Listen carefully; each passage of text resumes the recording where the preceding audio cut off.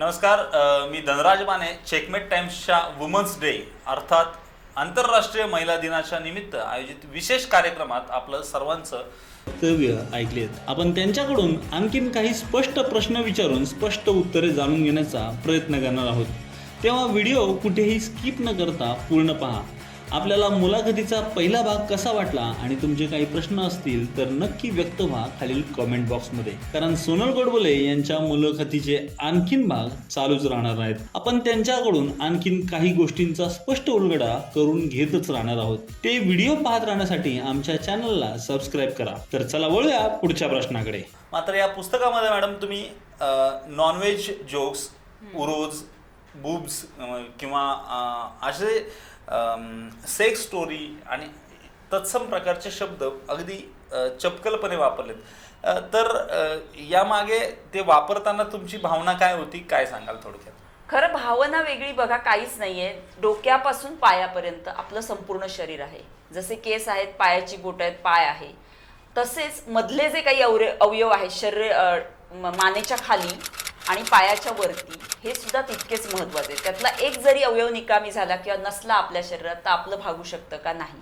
अन्न, वस्त्र, निवारा, प्रेम आणि त्यानंतर सेक्स ही माणसाची, प्राण्यांची, पक्ष्यांची प्रत्येकाची गरज आहे. जर गरज आहे तर मला वाटतं हे शब्द वापरायला काय, आता मी काय म्हणू शकते, वजायनाला योनी म्हणतात मराठीत, मग मी तो शब्द वापरला तर चुकीचं काय?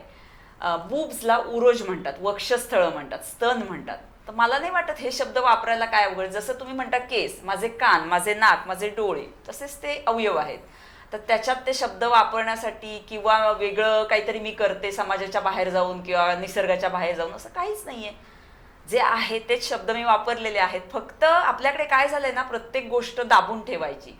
सेक्स ही अंधारात करण्याचीच गोष्ट आहे असं कुठेतरी ते बिंबवलं गेलंय. आणि त्याच्यामुळे काय होतंय, प्रत्येक जवळपास 70-80% लोक आपल्या शरीराकडे, त्यांनी न्यूड जे म्हणतो ना आपण, की कपडे काढल्यानंतर आरशासमोर उभं राहून तुम्ही तुमचं शरीर निहाळा, त्याची काळजी घ्या, त्याच्यावर प्रेम करा. प्रत्येक अवयव निसर्गाने कसा बनवले, त्याच्यामध्ये व्हरायटी आहे वेगवेगळी, ती अनुभवा.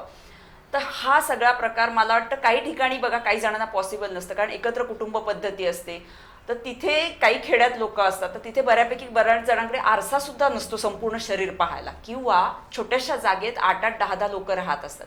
मला कळू शकतं की तिथे हे पॉसिबल नाहीये.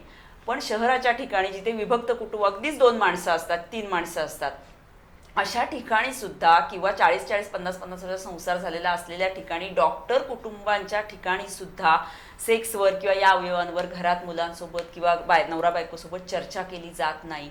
आणि इथेच आपण कमी पडतो.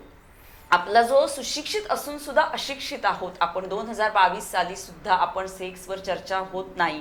किंवा लैंगिक शिक्षणाची गरज आपण किती ठिकाणी दिली जाते, म्हणजे मला वाटतं खेडोपाड्यात तर अजून दिलं जात नाहीये. आणि सगळ्यात महत्त्वाची जी गोष्ट आहे तीच पाठीमागे आपण ठेवली आणि नको ते आपण फालतू गोष्टींवर चर्चा करत असतो.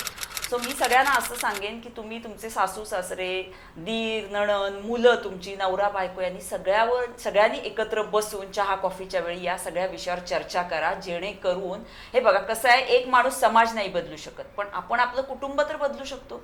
प्रत्येकाने जर आपण कुटुंब बदललं, वैचारिकदृष्ट्या नाविन्य जे नवीन नवीन येतंय ते स्वीकारलं, तर मला वाटतं समाज बदलायला वेळ नाही लागणार. कारण हे कोणा एकाचं काम नाहीये. मग पॉलिटिकल माणूस असू देत, नाहीतर पंतप्रधान असू देत, मुख्यमंत्री असू देत, नाहीतर सोनल गोडबोले सारखी लेखिका असेल, हे कोणीच करू शकत नाही.